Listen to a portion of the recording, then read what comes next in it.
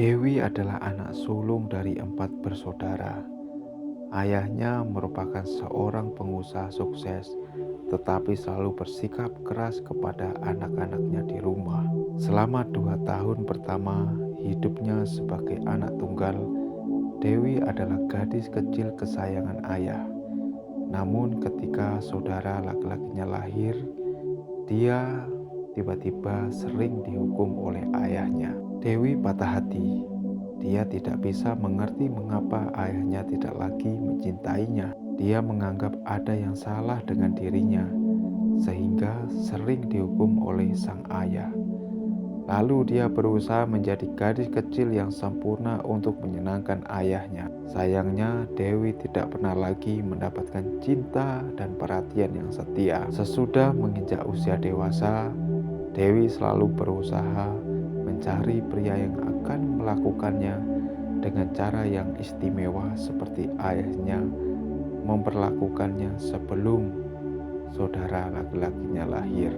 Dewi merasa sangat bahagia ketika dipeluk dengan lembut oleh ayahnya. Dia terus mencari pria yang akan menyembuhkan patah hatinya.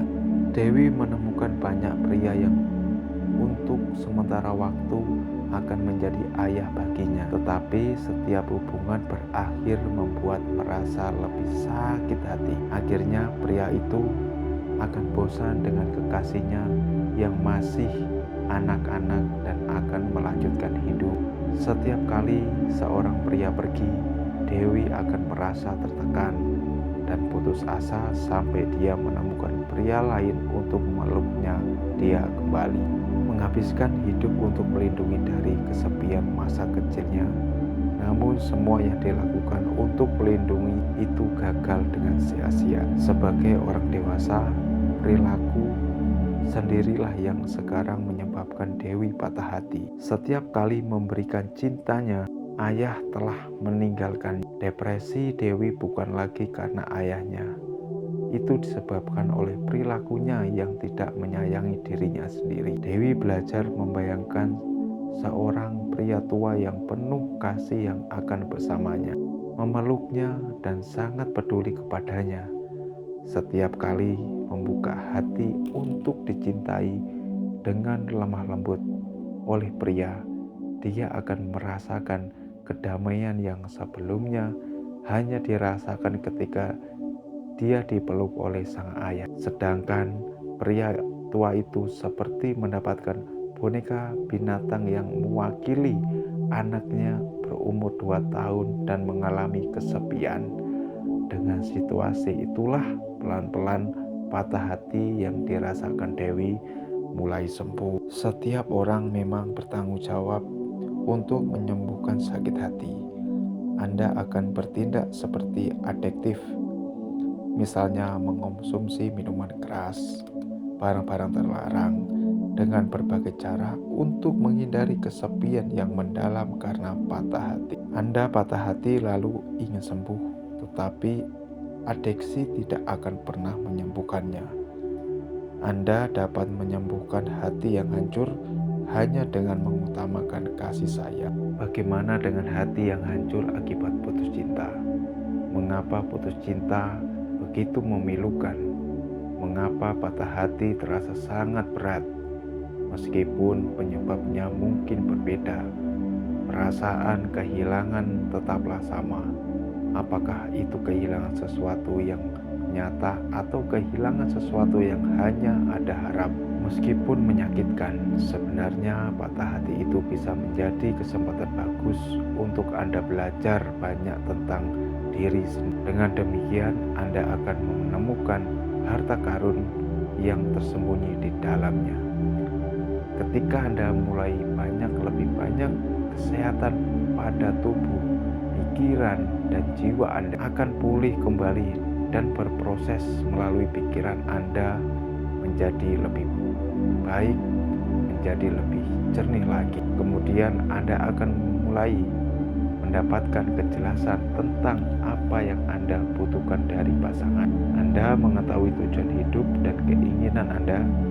Komunikasi serta menyelesaikan konflik memang bisa meredakan rasa sakit hati.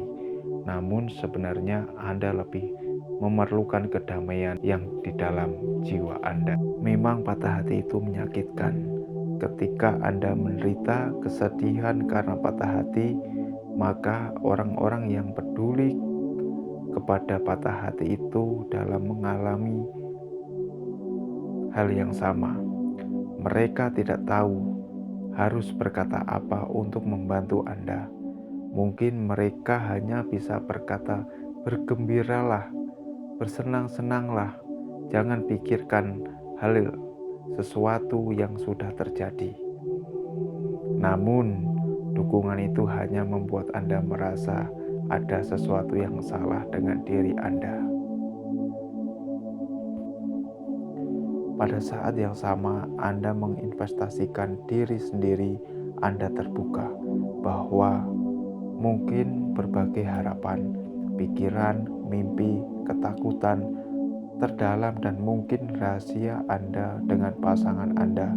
Namun, sesudah putus, Anda merasa menyesal karena telah membiarkan diri Anda begitu terbuka dan percaya kepadanya. Anda juga sudah menginvestasikan uang, mungkin membeli hadiah atau membantu pasangan Anda secara finansial. Namun, sekarang Anda merasa membuang uang itu begitu saja. Semua hal ini adalah kejadian yang memilukan.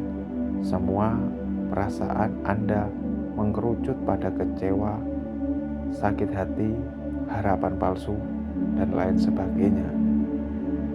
Dapatkankah Anda membayangkan habis uang, habis energi, mental, serta fisik Anda untuk membangun rumah dengan kedua tangan Anda sendiri, dan kemudian menyaksikan terbakar?